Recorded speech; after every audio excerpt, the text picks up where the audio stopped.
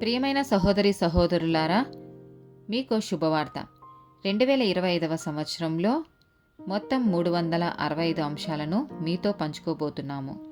జనవరి 1వ తేదీ నుండి ప్రతిరోజు ఒక అంశము మరియు దానికి సంబంధించిన వాక్యమును పంచుకుంటాము. దయచేసి ఆ వాక్యములను వినండి, ధ్యానించండి మరియు ఆశీర్వదించబడండి. దయచేసి సబ్స్క్రైబ్ చేయండి మరియు మీ స్నేహితులతో పంచుకోండి. ధన్యవాదాలు.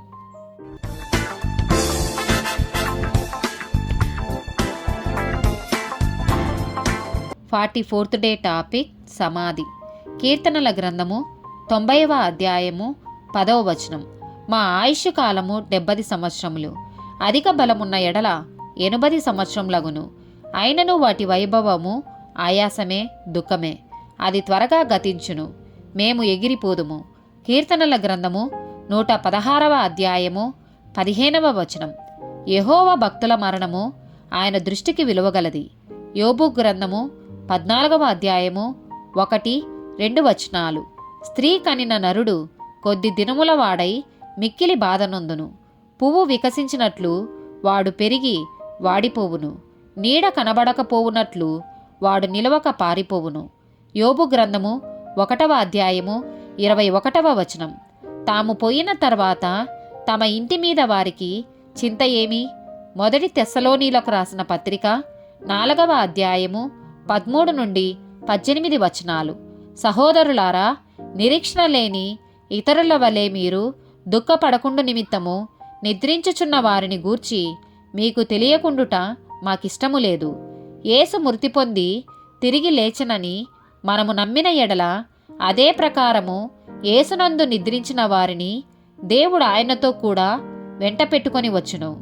మేము ప్రభువు మాటను బట్టి మీతో చెప్పున్నదేమనగా, ప్రభువు రాకడ వరకు సజీవులమై నిలిచియుండు మనము నిద్రించిన వారి కంటే ముందుగా ఆయన సన్నిధి చేరము. ఆర్భాటముతోనూ ప్రధాన దూత శబ్దముతోనూ దేవుని బూరతోనూ పరలోకము నుండి ప్రభువు దిగివచ్చును. క్రీస్తునందుండి మృతులైన వారు మొదట లేతురు. ఆ మీదట సజీవులమై నిలిచియుండు మనము వారితో కూడా ఏకముగా ప్రభువును ఎదుర్కొనుటకు ఆకాశ మండలమునకు మేఘముల మీద కొనిపోబడుదము. కాగా మనము సదాకాలము ప్రభువుతో కూడా ఉందుము. కాబట్టి మీరు ఈ మాటల చేత ఒకరినొకడు ఆదరించుకొనుడి. మొదటి తెస్సలోనీలకు రాసిన పత్రిక 5వ అధ్యాయము 9-11 వచనాలు. ఎందుకనగా మన ప్రభువైన యేసుక్రీస్తు ద్వారా రక్షణ పొందుటకే దేవుడు మనలను నియమించెను గాని ఉగ్రత పాలగుటకు నియమింపలేదు.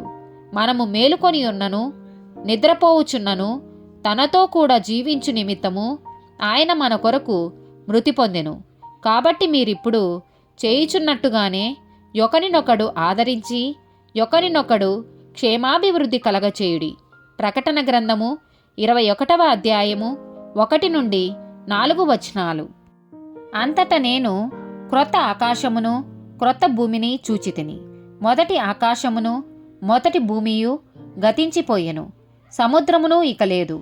మరియు నేను నూతనమైన యెరూషలేము అను ఆ పరిశుద్ధ పట్టణము తన భర్త కొరకు అలంకరింపబడిన పెళ్లి కుమార్తె వలె సిద్ధపడి పరలోకమందున్న దేవుని యొద్ద నుండి దిగివచ్చుట చూచితిని.